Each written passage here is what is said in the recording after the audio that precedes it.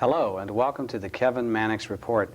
I'm Kevin Mannix, your host for this program, and I'm asking you to join us for half an hour of good conversation with Jackie Winters, a state representative from Salem, on this program which is designed to give all of us a little more insight into what goes on in government and some of the power players and personalities in the government process. So, welcome to the show, Jackie Winters. Thank you, Kevin. What we try to do at the beginning of the show is to get a little insight into a person's background, where someone grew up, that sort of thing, because so often in government we deal in sound bites through the news or whatever else, and people out there in the real world don't get to know much about a person up close and personal. So if I asked you, what was Jackie Winters like as a child? Where were you? Can you tell us a little bit about all that? Well, Jackie Winters grew up in Portland. I was born in Kansas, but we moved to Portland when I was 6. And I have 4 brothers and 1 sister. I grew up in Portland during the years before the Vanport flood. In fact, my family was in the flood, and all of the homes were totally destroyed. Let's pause for a moment. I'm afraid a lot of our audience don't know enough Oregon history to know about the Vanport flood, post-World War II. Post-World War II, and it derived its name from the combination of Vancouver and Portland. It was the second largest city in the state of Oregon in the 40s. And they had the Columbia River and the Willamette meeting. There was a dike that broke, and the breakage of the dike is what created the flood. And the city, of course, had been developed to provide housing for all the workers who were building all those ships during World War II. That's correct. And you probably will remember that one of the memorials that we had on the floor this session was putting the complete final on Vanport flood, and I read that memorial. I do remember that. Well, now that we've picked up, this is after World War II, you're in Vanport, the great flood occurs, and tell us about your childhood and where things went from there. Well, we moved into Portland, of course, and then I attended public schools in Portland and Jefferson High School, which is a famous school in Portland. Used to have a lot of great athletes coming from that school. Had a very, very fun, rich childhood. I used to be a dancer, which a lot of people don't know. I belonged to a troupe called Johnny Johnston's. And we were kind of the big city kids who would come to visit the rural Oregon and perform our show. And I enjoyed that. I got to go to Grange Halls and perform, and Seaside. I can still remember those days. And as a tap dancer, you were able to keep the pounds off as well. And just had a very rich life. I also, in growing up in Oregon then, kids then were in harvest. You know, I can still remember picking strawberries and beans, you know, and that was a part of your work career as well as your social life in those days. Kids who weren't in the harvest didn't have anything to do during the summer months. So you graduated from Jefferson High School. Now, what happened after that? Well, after Jefferson High School, I met the kid's dad. I got married, and I have 4 sons, and that was my whole life ambition until I moved to New York. I say I grew up in New York because coming from Oregon to a large metropolitan city, we take so many things for granted here, and suddenly you're seeing dense population, and you're seeing social problems that we never could even imagine in this state. And it kind of really changed my way of seeing things, and also leading me to know that I had a responsibility for not only my family, but for my community as well. And so when we returned to Oregon, that was when I first began to become involved in community issues. Now, with that involvement, you eventually became the ombudsman in Governor Atiyeh's administration. Is there some phase before that you think we ought to talk about, or do you want to pick up there? Well, prior to the Atiyeh years, I was on the McCall staff, and that was in 1969. But even prior to that, when I returned to Oregon from New York, I went to work, which is now the Health Science University. I went to work, we call it the med school then, and that was in 1959. So I worked at med school from 59 to 64. And then in 69, I joined the McCall staff. What did you do with the McCall staff? Working in intergovernmental relations, working with the counties and the cities on trying to craft regional plans, if you will, and helping getting some of the policies that McCall wanted to get through then, and also working on some of the war and poverty issues, some Head Start and follow through, and some of those programs that are still around today. Then I went to Children's Services Division, and was at that division for 9 years, and then went as the ombudsman for Vicatia. So in the 60s and 70s, before you became the ombudsman, you were involved in the intergovernmental relations, but also children's services, working in I'd say the interior government, but also between governments, dealing with other units of government. How did you feel about that experience back then? You know, that was a challenging experience because you had Salem on the one hand, and then you had local government who, for all intensive purposes before, did not rely as much on Salem for their dollars. They were very, very independent, and really did not like government, and they still don't today, imposing their will on their decision. But part of what was going on was also the need to maximize resources and to try to get governments to work together. You know, recognizing that there was some sharing that needed to take place, and that plans need to be worked in concert. So it was really a challenge in the old days of getting individuals to sit down and talk together for mutual planning. What was it like being in state government at the time? You talked about the difference in terms of local government being more self-reliant and less looking to Salem, and still not wanting to have Salem, meaning state government, impose things. But what was it like on the inside of state government dealing with issues? It was exciting. I loved my years in state government. It was exciting because we had kind of a philosophy that the word can't wasn't in our vocabulary. And there was the willingness to serve. You know, we were, public servant was not a dirty, nasty word.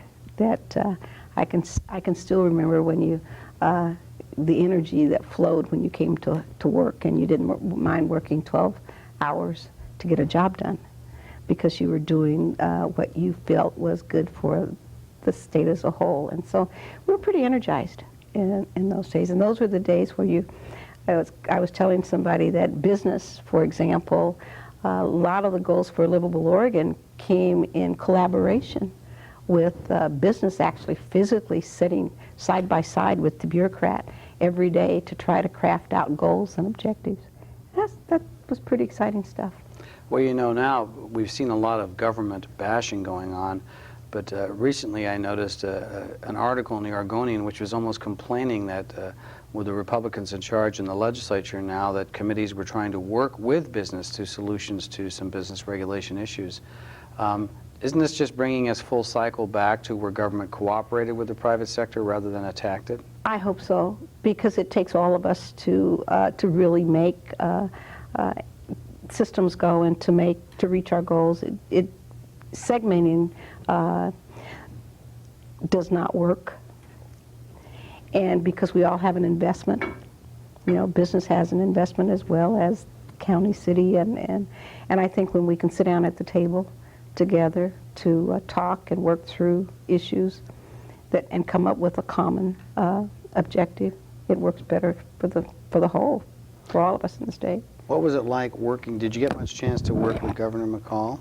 I did, a lot.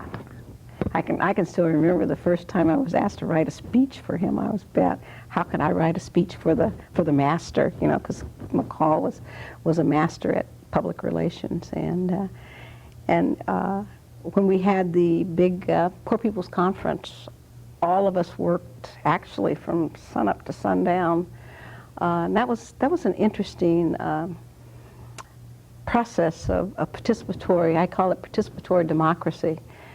Because people came from all around the state to meet and talk to and to share their concerns with all of the bureaucrats, if you will. All the directors were required to be there to listen.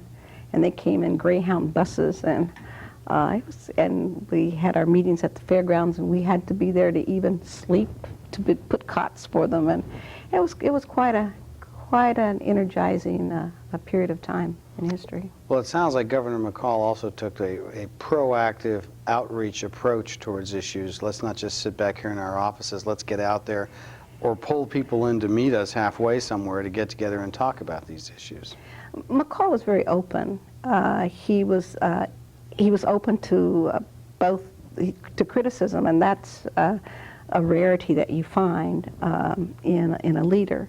And so he also energized individuals. It was kind of interesting because everyone liked to work with Tom, and he made you feel like you were 10 feet tall instead of, I mean, he's 10 feet tall, kind of thing. And like I said before, can't was not in the vocabulary of the staff. It was, how can we solve the problem? Well, after working with that administration, you segued into a job with the T administration as ombudsman. Want to tell us a little bit about that?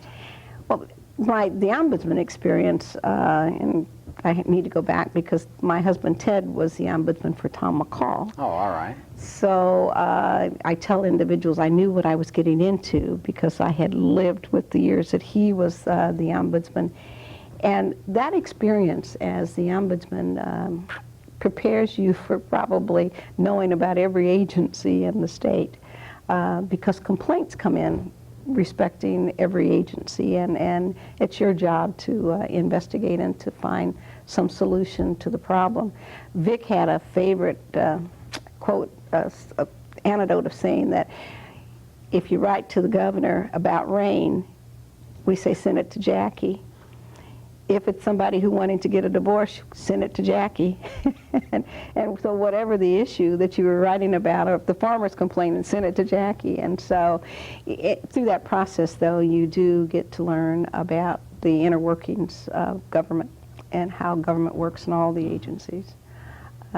Vic went beyond what traditional ombudsman activities and responsibilities are because he also allowed me to get involved in program.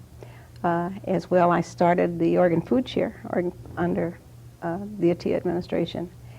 And that still there today. It's still there today. Very, very proud of that and what it has accomplished in the state, when citizens can come together to solve problems and the bureaucracy doesn't have to do it for them. Now, you've also been active in the Republican Party. Yes. For years. That's a rare, I mean, I say I'm an endangered species, yes. And is that because your heritage is African American, or because you're a woman, or what? Well, it's because you don't see very many African Americans in the Republican Party. And what led you to that? Well, actually, my history, my dad used to talk about history a lot, and a person that he talked about a lot, remember I said I came from Kansas, and the person that he talked about a lot was Charlie Curtis. And the story that my dad tells is that Charlie Curtis, who is Native American, part Native American, that my great-grandmother helped to raise him. And Charlie Curtis was Vice President of the United States under Hoover. And so I did a lot of research about Charlie Curtis and became fascinated with Charlie and the Republican Party. And if you also study and you look back, most of Kansas are Republicans. You know, that's the Dole country as well. And most people do not know about that rich history. I think sometimes we forget in our two-party system that we have now. We've gotten so caught up in the ideology that we've forgotten which is which and what you can't tell anymore which one is Republican and Democrat sometimes. We forget, too, that the Republican Party was the party of Abraham Lincoln. Yes. Of course, the Democrats then will lay claim to Thomas Jefferson through some lineage connections, as well as Jackson. There's always the Jefferson-Jackson Day celebrations that the Democrats have. Well, all right, so you're a Republican, you're involved in the community. Then, more recently, you became involved in political races and you ran for the legislature. Can you tell us a little about your decision to get into this race and how you feel about it? It was twofold. Primarily, it was my grandchildren. And I was invited to an educational workshop, planning workshop, that was presented by AOI, Associated Oregon Industries. Association of Oregon Industries, and they, in fact, you probably know, one of the principals in town asked if I would participate with her in this program, because the program required that you have a business partner, a principal, and a teacher. And she did not tell me at the time that it was for a week, and that I would physically have to be out of Salem during that week's period of time. But I agreed to do so, and I'm glad that I did. I learned a lot about the needs in education and some of the problems and concerns. And it began, I started thinking, as grandparents do think, about what conditions would it be like when my grandchildren started school. And so I've always been one that says if you care about something deeply enough, then you need to get in and try to do something about it.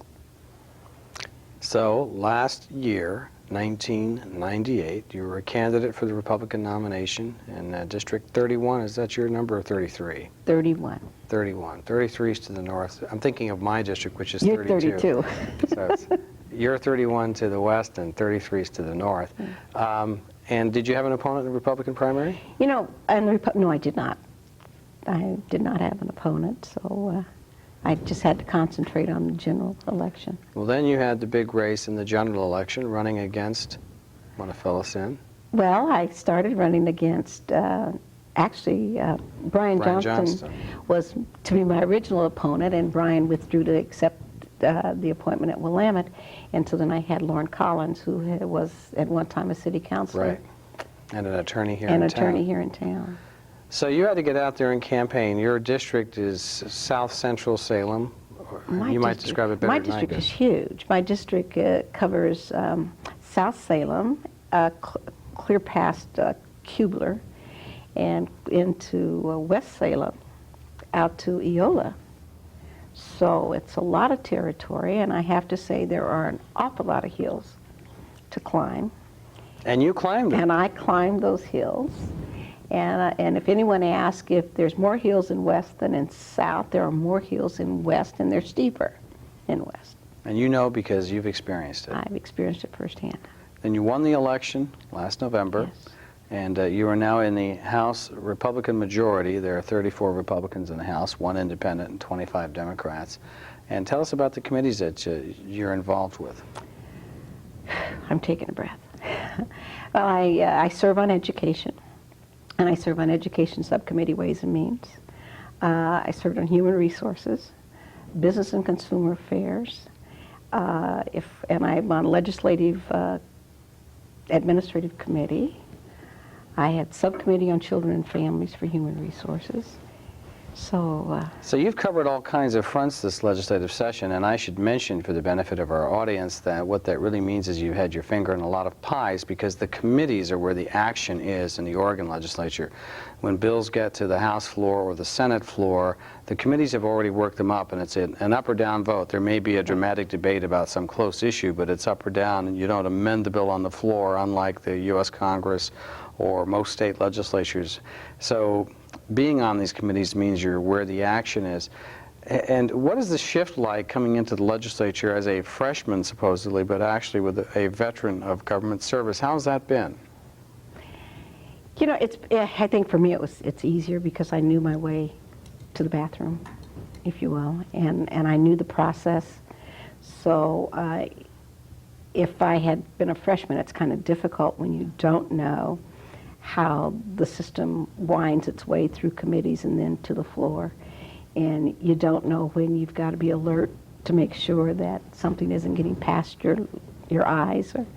And you also, in that instance, I felt good about it, and I'm having fun. Somebody said it looked like I'm enjoying myself, and I am. At the same time, there's a lot of work that's involved, a lot more than I think than on the other side that we think about, because there's a lot more individuals that's involved that you're listening to.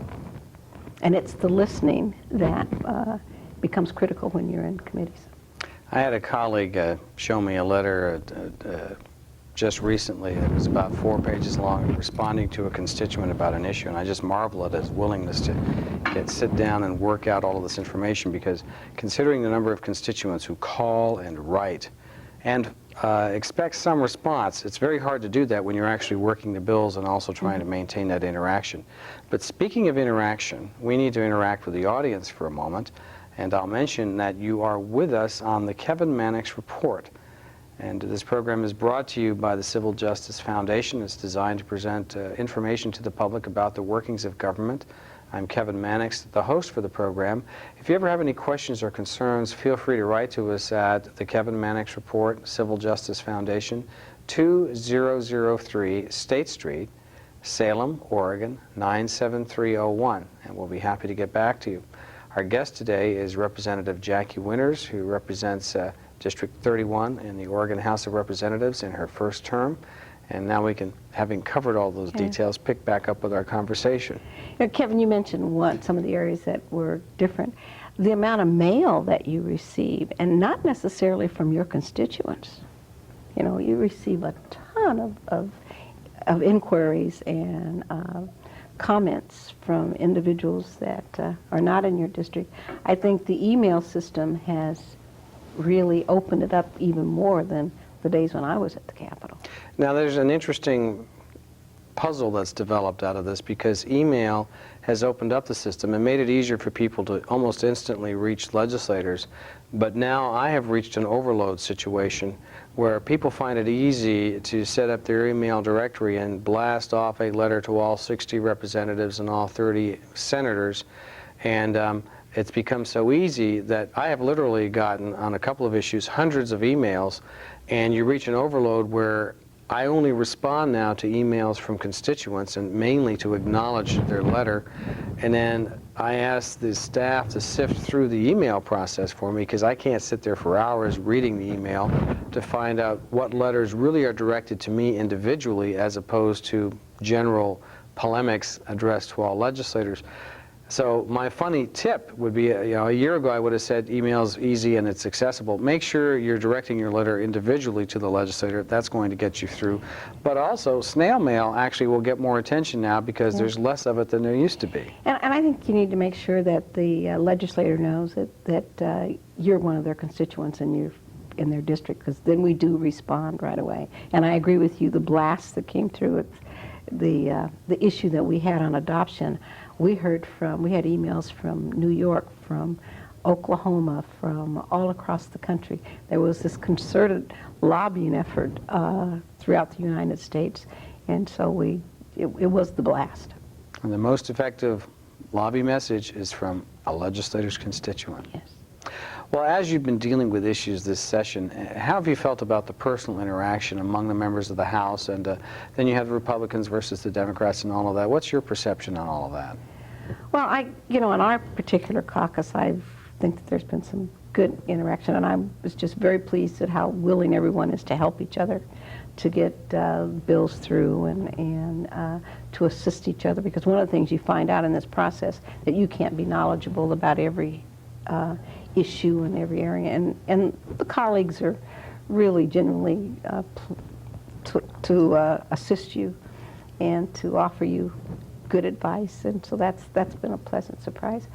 A little disconcerted at how, when we look at both parties, how individuals lock up on votes even when they know that they should be voting a different way, simply because it's a party. And I think about the timber privilege tax bill, the one that is actually double taxation, and we voted on it, all of us, 57 to I think 2 or nothing, and yet the threat of the veto and the override, we couldn't get the same individuals to vote for it again.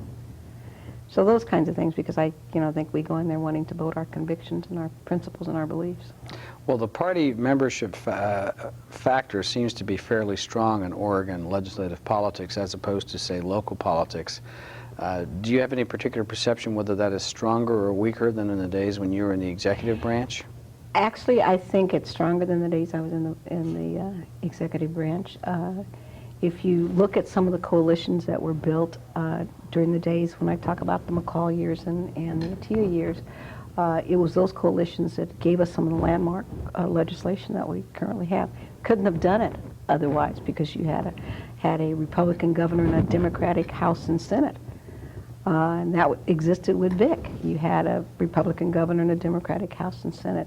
And it appears that there was a lot more amenable atmosphere in those days of trying to work together to solve public policy.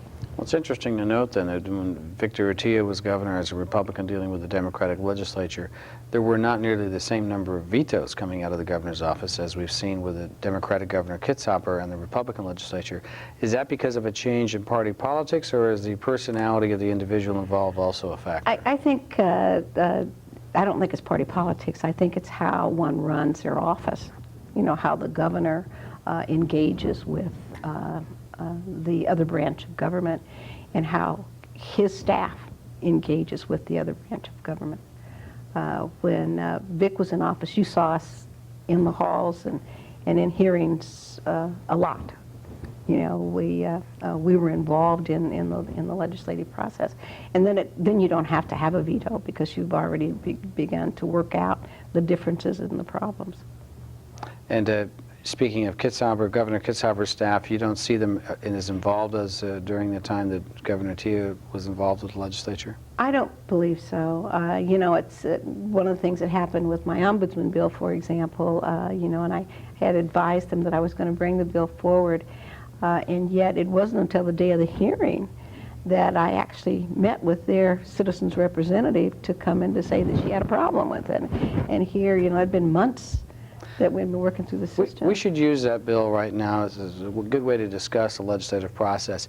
You had been the ombudsman under Governor Vic Urrutia, and really one ombudsman in the governor's office was the sort of the Jill of all trades, covering a variety of agencies. Today, we have a multiple of ombudsmen designated for specific agencies. Can you tell us a little about that issue? Well, it's a big issue because in the past you had, under Urrutia and under McCall and under Straub, you had one office where citizens could come. Now you have where you have these multiple offices scattered within the agency, which means that they're watching their own shop. And that's not the purpose of an ombudsman. An ombudsman is to provide an independent place where citizens can come to get their grievances heard and acted upon. So you put together this bill, and I'm going to speed us up a little because I notice we only have a couple of minutes left, to pull all the ombudsman operations together again.